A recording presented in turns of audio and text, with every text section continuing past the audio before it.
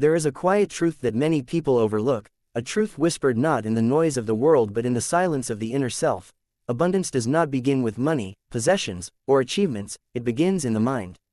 Programming the Mind for Abundance is not simply a book about financial success or material wealth, it is a guide that shows us how to reshape the patterns of our thoughts, how to shift the silent conversations we carry within, and how to align ourselves with the natural flow of prosperity that already surrounds us.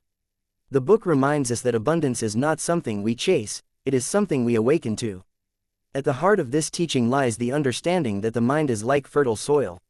Whatever seeds are planted within it, be they of fear, scarcity, doubt, or, on the other hand, gratitude, possibility, and vision, will inevitably take root and grow into the experiences of our lives.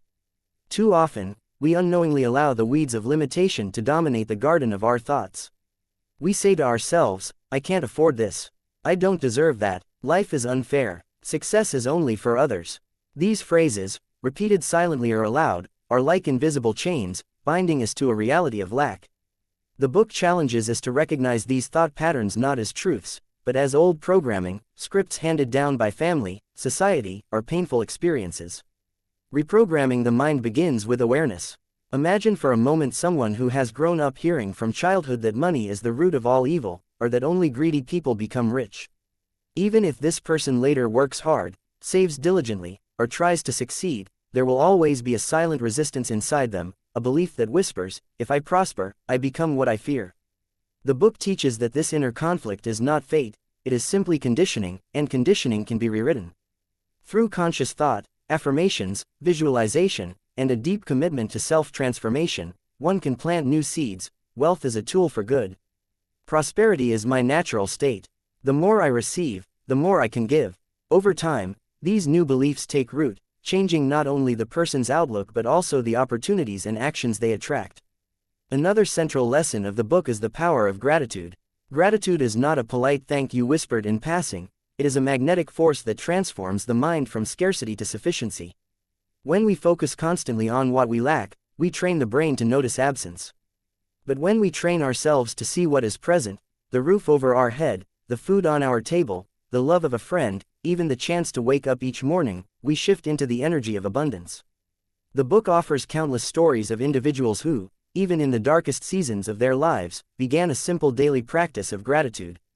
They listed small blessings, like the warmth of sunlight or the kindness of a stranger, and over time, their entire perception of life changed. By focusing on what they already had, they made space for more to flow in. Gratitude, the author reminds us, is like a key that unlocks doors we didn't even know were closed. Visualization is another tool the book emphasizes. The mind does not easily distinguish between what is vividly imagined and what is physically experienced. Athletes, artists, and innovators have long used this truth to achieve greatness. A runner, for example, closes her eyes and imagines crossing the finish line with strength and speed. Her body responds to the imagery, rehearsing success before it occurs.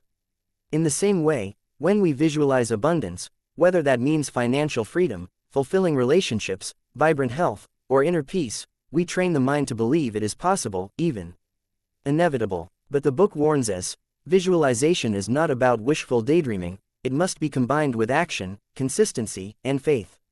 A farmer does not simply imagine a harvest, he also tills the soil, plants the seeds, and waters the crops. In life, our actions are the water to our visions. Throughout the book, there is a recurring message: abundance is not selfish.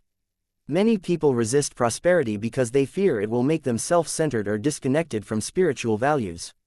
But true abundance is always expansive, always generous. When a candle is lit, it does not diminish itself by lighting another flame, it only increases the brightness.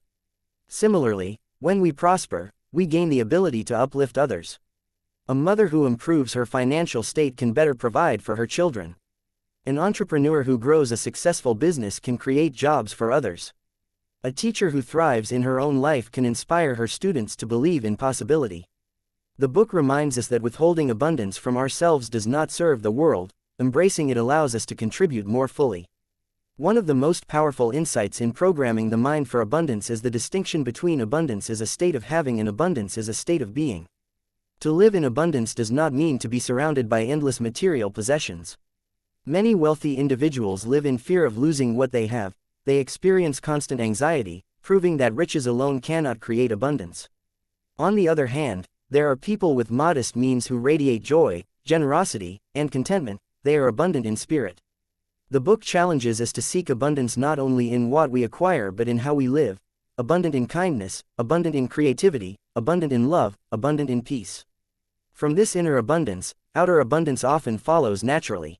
Practical exercises are woven throughout the book to help readers internalize these lessons.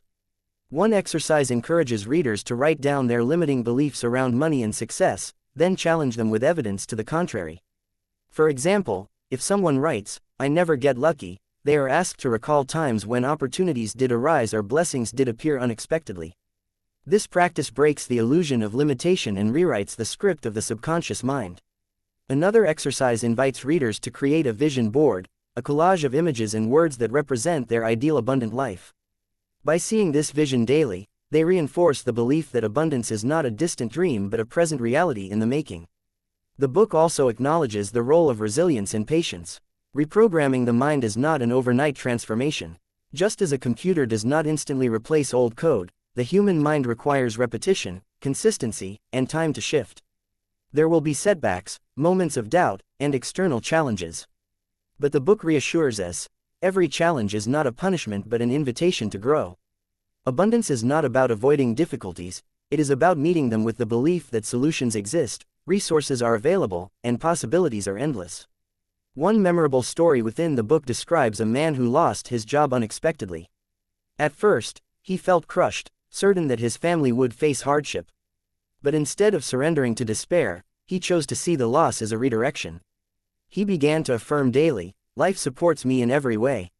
New opportunities are unfolding for me now." Within months, he discovered a chance to start his own business, something he had always dreamed of but never dared to attempt. The loss that once felt like scarcity became the doorway to abundance. This story, like many others, shows that abundance often arrives disguised as change, challenge, or even loss. By the end of programming the mind for abundance, the reader comes to understand that the greatest barrier to prosperity is not the economy, not competition, not external circumstances, but the inner landscape of the mind. Scarcity is a lens through which we see the world, and abundance is another lens. Whichever lens we choose determines the reality we live. The book invites us to remove the old lens of fear, limitation, and self-doubt, and to put on the lens of abundance, possibility, and faith. The final message is both humbling and empowering. You are already abundant.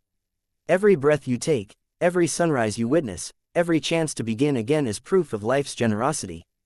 The task is not to create abundance but to recognize it, to align with it, and to let it flow through you. By reprogramming your mind, you awaken to what was always yours, the infinite potential of a life lived fully, freely, and abundantly.